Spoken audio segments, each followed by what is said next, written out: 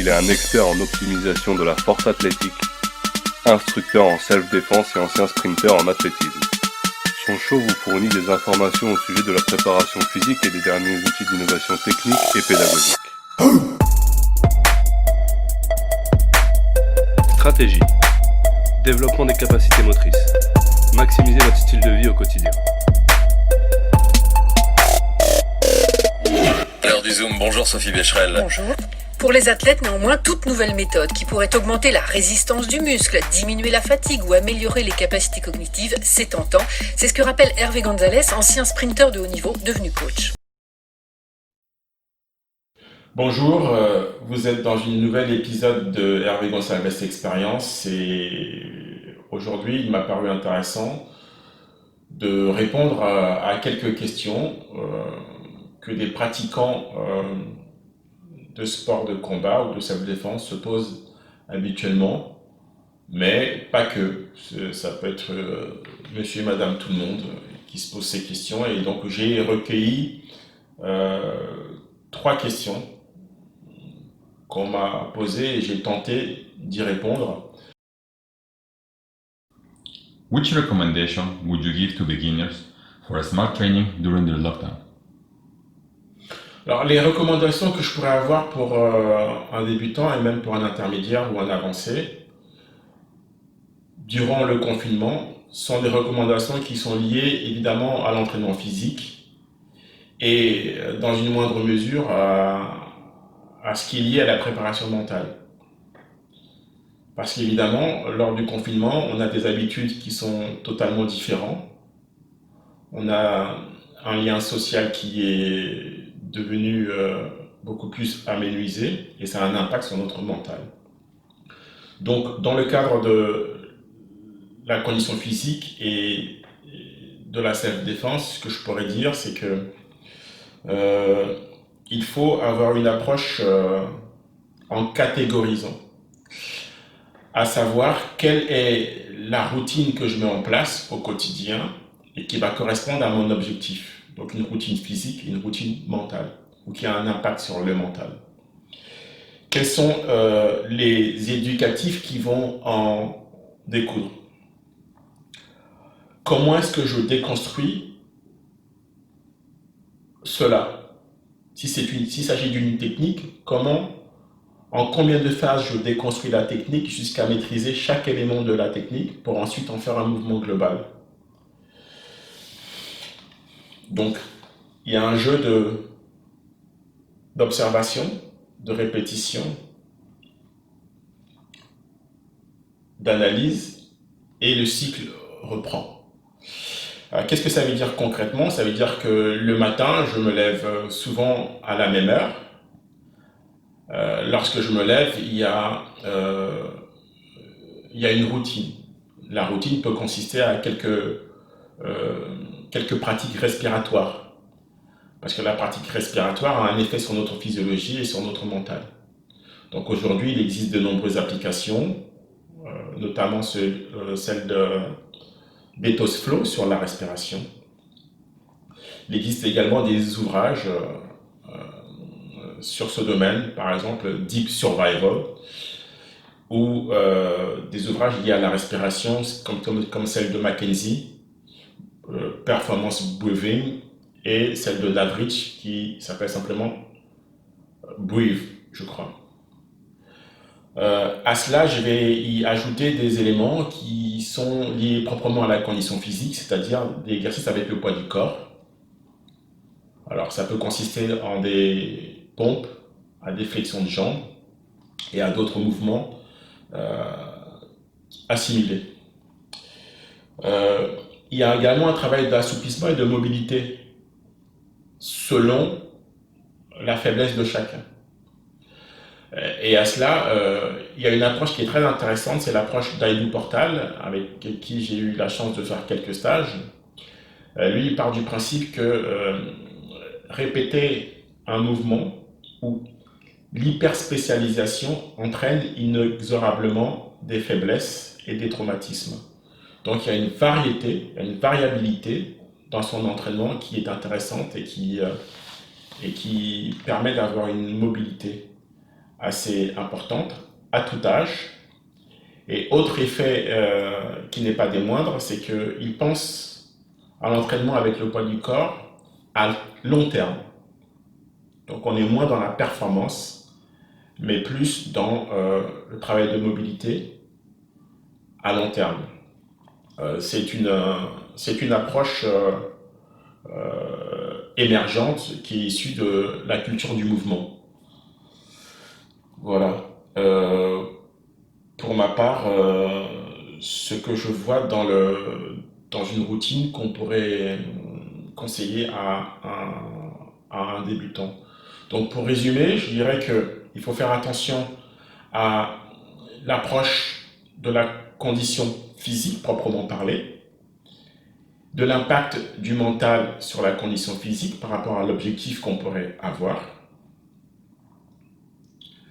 du travail de mobilité et d'assouplissement, et de la pédagogie, de l'approche méthodologique qu'on peut appliquer à l'ensemble. Voilà, là également il y a des approches qui sont intéressantes. C'est un livre qui s'appelle The One Thing, qui en résumé nous fait comprendre qu'on ne peut avoir de multiples objectifs simultanément. Et nous apprend à déconstruire, à créer des micro-objectifs en vue d'atteindre un objectif global. Ce qui nous amène à une autre approche, c'est tout ce qui est lié au flow state, donc un état d'observation de ses fonctions internes, mais aussi des facteurs exogènes, c'est-à-dire de son environnement, pour avoir une meilleure analyse et une meilleure réponse à cela. When you feel overwhelmed or unfocused, what do you do?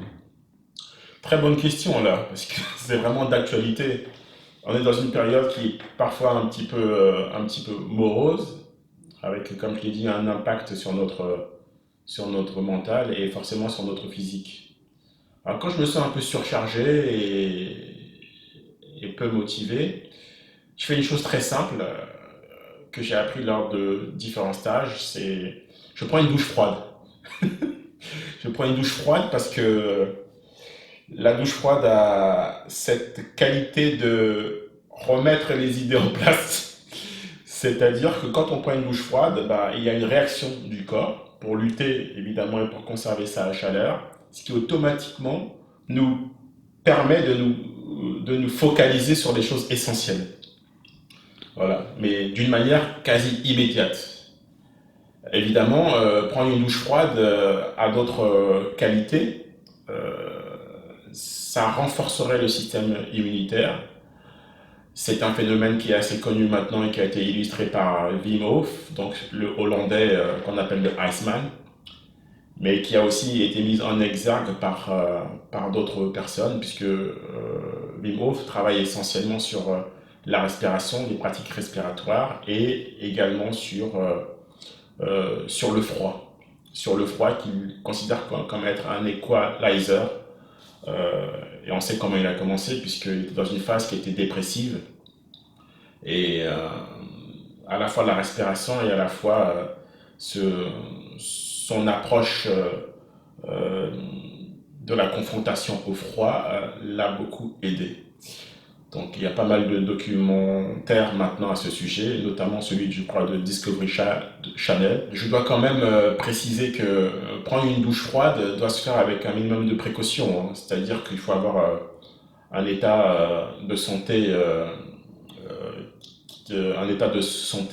assez bonne, ne pas avoir de problèmes cardiovasculaires, et il faut faire attention aussi si on est en été et qu'il fait très chaud à l'extérieur et que tout à coup on se met dans une douche froide, ça peut créer quand même certaines répercussions. Donc ne pas le faire seul, d'accord, c'est-à-dire qu'avoir quelqu'un dans son environnement qui peut venir nous aider, et on connaît très bien l'approche de la confrontation au froid, notamment la natation, puisqu'ils y vont progressivement. C'est-à-dire qu'ils commencent à se mettre de l'eau derrière le cou, sur le bas-ventre, et petit à petit, on progresse vers le grand froid. Which is the worst advice you heard in your area of expertise? C'est deux choses, notamment. La première, c'est quand on a un projet ou une initiative, c'est qu'on nous dise pourquoi tu fais ça, ou tu peux pas y arriver. Alors pour ma part, j'ai du mal à ce qu'on me dise tu peux pas y arriver. Automatiquement, ça me donne envie d'y arriver. Mais la question qui se pose immédiatement derrière, c'est est-ce que j'ai vraiment envie d'y arriver dans ce domaine précis? Donc, même lorsqu'on me dit que je ne peux pas y arriver, c'est intéressant parce que ça m'oblige à me remettre moi-même en cause et à me demander, à me poser deux questions. Est-ce que je suis prêt à faire le nécessaire pour y arriver, sans chercher d'excuses par ailleurs? À propos de cela, il y a un podcast d'un Américain qui s'appelle Jocko Willink qui est intéressant puisque dans un de ses podcasts, il a expliqué la notion d'excuse. Voilà, donc je vous invite à y aller. Et dans un autre domaine, ça m'oblige à me poser moi-même véritablement la question, est-ce que cet objectif ou est-ce que ce projet me tient véritablement à cœur?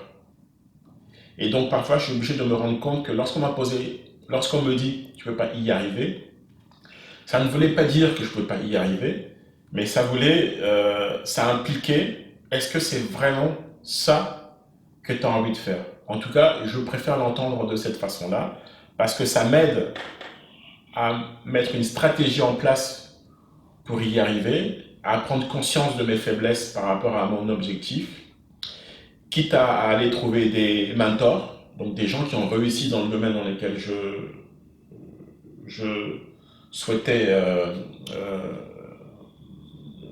mener une action, voir comment ils ont fait, à me rapprocher d'eux pour qu'ils puissent m'aider en quelque sorte à y arriver également. Peu importe ce que les gens disent, ils nous obligent individuellement à mettre une stratégie en place pour savoir, 1, si c'est véritablement ce qu'on souhaitait faire, 2, si c'est ce qu'on souhaite faire, quelle est la meilleure stratégie à adopter pour y arriver, en sachant qu'on a des points forts et des points faibles, et sur nos points faibles, à trouver des mentors pour nous aider à y arriver, parce que finalement, c'est vrai, on arrive à peu de choses tout seul.